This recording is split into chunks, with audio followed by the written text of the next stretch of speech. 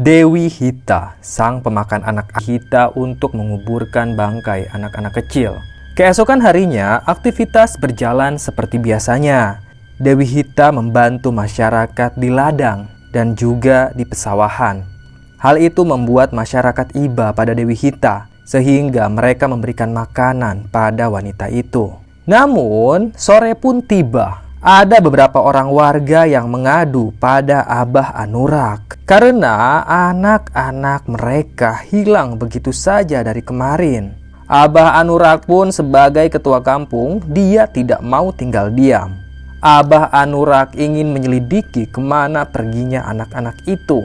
Kemudian Abah Anurak pun mengumpulkan para laki-laki yang ada di kampung Sukajadi. Mereka berkumpul untuk mencari anak-anak yang hilang secara misterius. Saat itu, Jajang juga ikut kumpul. Kita harus cari anak-anak di kampung kita yang hilang. Sebagian harus cari ke hutan, dan sebagian lagi cari ke sungai. Siapa tahu mereka tenggelam, ucap Abah Anurak. Jajang benar-benar tutup mulut. Padahal dia tahu anak-anak yang hilang itu dimakan oleh Dewi Hita. Para laki-laki di kampung itu pun mulai menyebar. Ada yang menyusuri hutan, ada juga yang menyusuri sungai. Mereka turun ke lembah-lembah yang curam dan memanggil anak-anak yang hilang. Namun setelah 2 hari pencarian, tidak ada hasil sama sekali. Kemudian Jajang pun menemui Abah Anurak. Dia berkata pada Abah Anurak, "Bah, jangan-jangan anak-anak itu tewas dimakan oleh buaya. Karena dari kemarin-kemarin saya lihat banyak anak kecil yang mandi di sungai," ucap Jajang. "Ya, bisa jadi Jajang," ucap Abah Anurak. "Kalau begitu, besok kita harus berburu buaya. Tangkap buaya-buaya yang ada di sungai kita dan belah perutnya," ucap Abah Anurak. Selang 1 hari, para lelaki yang ada di kampung itu pun turun semuanya ke sungai. Mereka berburu buaya. Ada yang memakai jaring, ada juga yang memakai tombak. Total ada 20 buaya yang tertangkap, termasuk buaya yang berukuran monster. Buaya-buaya itu pun dibelek perutnya, tapi nihil. Tidak ada satu buaya pun yang menelan anak kecil. Isi perut buaya itu hanya ada kijang dan juga ikan-ikan mas. Bagaimana ini Abah? Kita sudah cari kemana-mana, bahkan ke perut buaya pun tidak ada. Kalau begitu, Abah akan lakukan dengan jalur gaib, ucap Abah Anurak. Nah, Abah Anurak bukanlah orang sembarangan. Dia sangat sakti. Abah Anurak akan menelusuri anak-anak yang hilang itu melalui jalur gaib.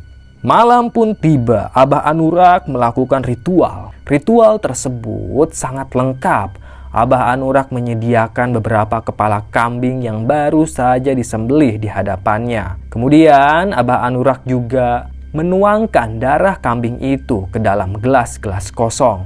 Abah Anurak membakar menyan. Lalu dia juga mengeluarkan keris yang sangat keramat. Keris itu dibungkus menggunakan kain warna putih. Kemudian perlahan keris tersebut digoyangkan di atas asap kemenyan. Abah Anurak juga berkomat kamit. Dia memejamkan matanya. Seketika saja saat dia membaca mantra, kepala-kepala kambing yang ada di hadapan Abah Anurak mental. Lalu muncullah sosok yang sangat mengerikan di hadapan Abah Anurak. Sosok itu bertubuh manusia, namun berkepala kambing. Kedua tangannya punya kuku setajam kuku elang. Kakinya seperti kaki kambing. Juri gleweng, begitulah Abah Anurak memanggilnya. Sosok itu adalah peliharaannya Abah Anurak. Sosok yang sangat mengerikan.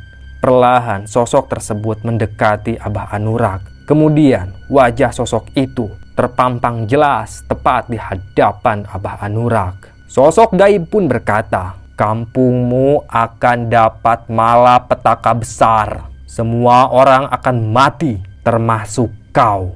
Abah Anurak pun terpental. Dia menangis sesenggukan.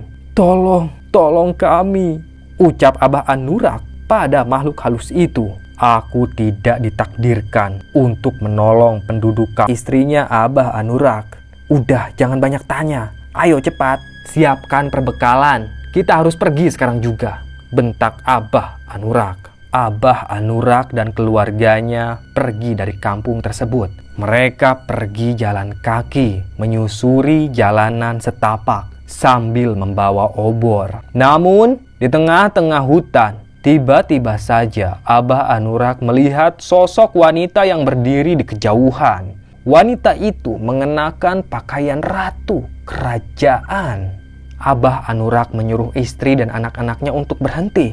"Tunggu di sini," ucap Abah Anurak pada keluarganya. Perlahan Abah Anurak pun mendekati wanita itu. Semakin dekat, wajah wanita itu semakin jelas terlihat tersorot oleh cahaya obor. Ternyata itu adalah Dewi Hita. "Dewi?" Abah seperti raungan macan. Abah Anurak pun kaget. Dia mundur beberapa langkah. Kemudian Abah Anurak membaca mantra-mantra. Mantra itu sebagai tameng. Dia juga mengeluarkan keris yang dia anggap sakti.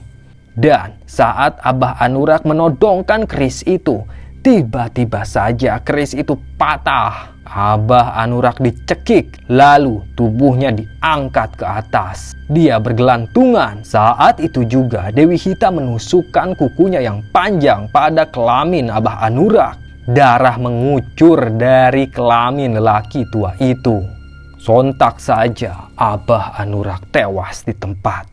Kemudian giliran Dewi Hita mengeksekusi keluarganya Abah Anurak. Istri dan anak-anaknya juga tewas di tempat.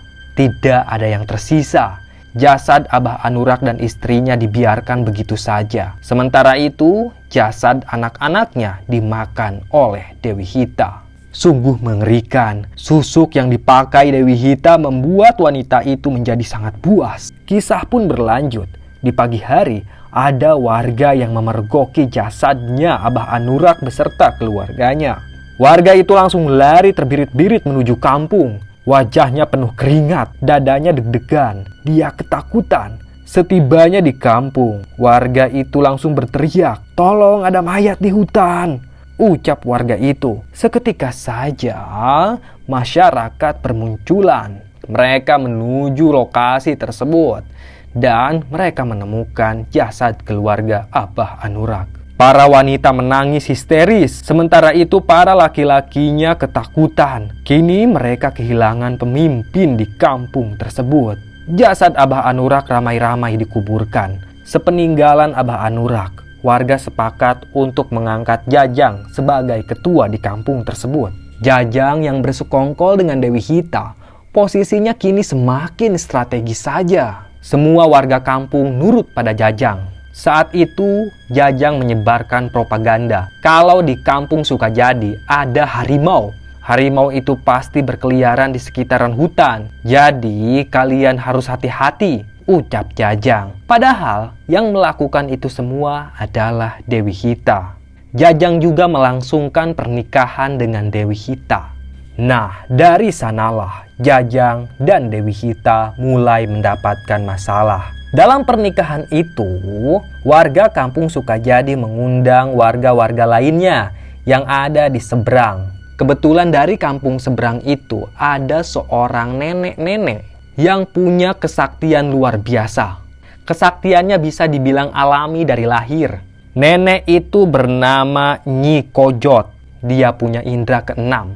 Nyi Kojot bisa merasakan kehadiran makhluk-makhluk astral di sekitarnya. Bahkan Nyi Kojot bisa melihat apa yang sudah terjadi di masa lalu. Saat itu Nyi Kojot menghadiri pernikahannya Jajang dengan Dewi Hita. Dan saat dia melihat sosok Dewi Hita, Nyi Kojot pun mulai merasakan energi jahat dalam tubuhnya Dewi Hita. Hanya sekitar 10 menit saja Nyi Kojot menyaksikan pernikahan tersebut. Dan tak lama kemudian dia pun pergi begitu saja dari sana. Tentu hal itu disadari oleh Dewi Hita. Dewi Hita yang juga punya kesaktian, dia merasakan ada energi yang sangat besar dalam tubuh Nyi Kojot. Bersambung. Terima kasih sudah menyimak cerita Mbah.